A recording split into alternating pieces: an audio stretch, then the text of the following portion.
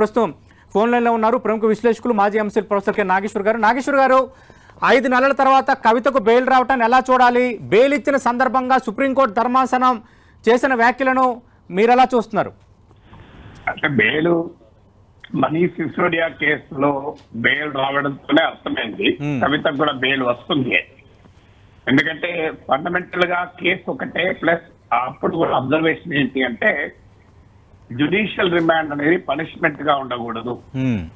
విచారణ సమయంలో నిర్బంధం అనేది శిక్షగా మారకూడదు అనే అంశాన్ని గతంలో సుప్రీంకోర్టు మనీష్ సిసోడియా కేసులో చెప్పింది. ఇప్పుడు కూడా అందువల్ల అదే గ్రౌండ్ మీకు మనీష్ సిసోడియా బెయిల్ ఇవ్వడానికి ఏ వాదన పెట్టి సుప్రీంకోర్టు అంగీకరించిందో ఈసారి కవిత తరఫున లాయర్ ముకుల్ రోహత్గి కూడా అదే వాదనలు పెట్టారు. ఆ వాదనలే సుప్రీంకోర్టు అంగీకరించింది.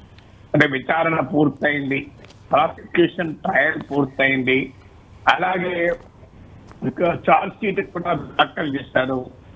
ఇప్పుడు ఇంత త్వరగా విచారణ కంప్లీట్ అయ్యే అవకాశమే లేదు. ఎందుకంటే 493 మంది సాక్షులు విచారించాలి, 50,000 పేజీలకు పైగా డాక్యుమెంటేషన్ చూడాలి.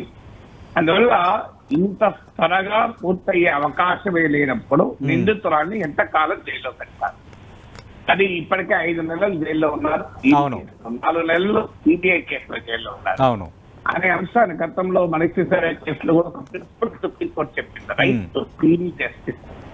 అంటే ప్రిన్సిపల్స్ ఆఫ్ నేచురల్ జస్టిస్ ప్రకారం, సహజ న్యాయ సూత్రాల ప్రకారం సిమిలర్ కేసు, సిమిలర్ సర్కమ్స్టాన్సెస్ ఉన్నప్పుడు ఒకరికి బెయిల్ ఇచ్చి ఇంకొకరికి బెయిల్ ఇవ్వకుండా కోర్టులు ఉండవు.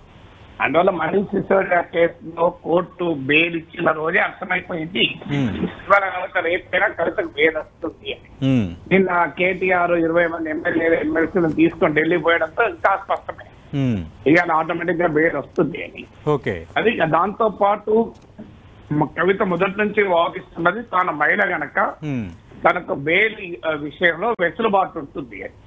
Section 45(1) prevention money laundering act దానికి ఉన్న ప్రొవిజన్ ప్రకారము సిక్ ఉన్నా, ఫిజికల్ గా మెంటల్ గా డిఫెక్ట్స్ ఉన్నా, అలాగే మహిళలైనా 16 ఏళ్ల లోపైనా వీళ్ళకు బెయిల్ ఇవ్వడంలో ప్రత్యేకమైన వెసులుబాటు ఉంటుంది. ఆ వెసులుబాటును గతంలో ఢిల్లీ హైకోర్టులో బెయిల్ కోసం కవిత వేసినప్పుడు కూడా ఇదే వాదన వినిపించినా అక్కడ సింగిల్ జడ్జి ఒప్పుకోలేదు. అంటే ఉమెన్ ఆఫ్ హైయర్ స్టేటస్ కు ఈ పిఎంఎల్ఏ నాగేశ్వర గారు సంబంధించిన ప్రొవిజన్ వర్తించదు, దాన్ని ఇప్పుడు సుప్రీంకోర్టు కొట్టివేసింది.